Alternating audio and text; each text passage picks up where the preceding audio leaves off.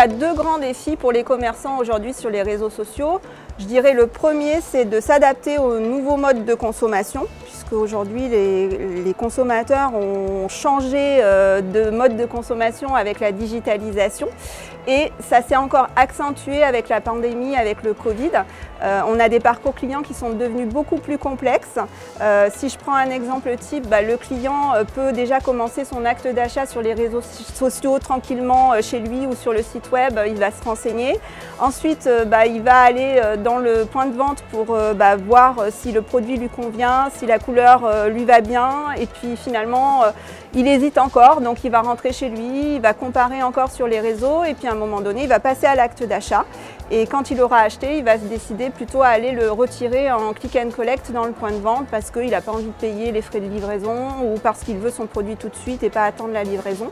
Donc du coup, on n'a pas un parcours linéaire comme avant, on se rendait directement au point de vente et c'est pour ça que c'est important d'être présent sur les réseaux sociaux parce que ça permet d'être dans la tête de son client et d'avoir de la visibilité tout de suite. Deuxième enjeu également avec les réseaux sociaux, c'est d'apprendre à vendre avec les réseaux sociaux, puisque les réseaux sociaux, ce n'est pas un catalogue, c'est des méthodes pour proposer ses produits et pour donner envie de les acheter. Donc ça, c'est quelque chose d'important à appréhender quand on est un commerce physique.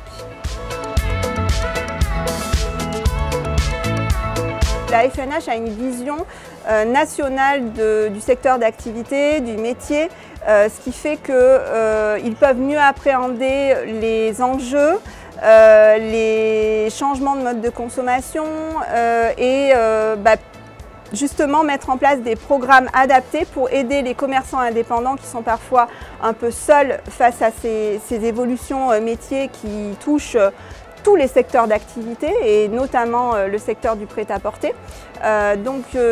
L'idée avec la FNH de construire cette formation, c'est de proposer une formation qui est accessible au plus grand nombre, 100% en ligne, accessible donc 7 jours sur 7, 24 heures sur 24 et surtout avec également des mises à jour régulières de la formation puisqu'on sait que les réseaux sociaux et le digital ça évolue très vite donc ça permet d'être toujours à jour des nouveautés et d'anticiper les besoins futurs. On a 8 modules, donc 8 modules avec différentes choses que vous allez pouvoir donc apprendre. Première chose, c'est comment créer sa stratégie de communication. Si vous n'avez pas de page Facebook ou de profil Instagram, vous allez pouvoir apprendre à le créer. Ensuite, vous allez apprendre à créer du contenu pertinent et diversifié pour avoir plus d'impact vis-à-vis de votre audience. Vous allez pouvoir apprendre à développer une communauté d'abonnés qualifiés sur Facebook et Instagram. Vous allez également apprendre les différents leviers qui vont vous permettre de vendre plus et mieux grâce aux réseaux sociaux.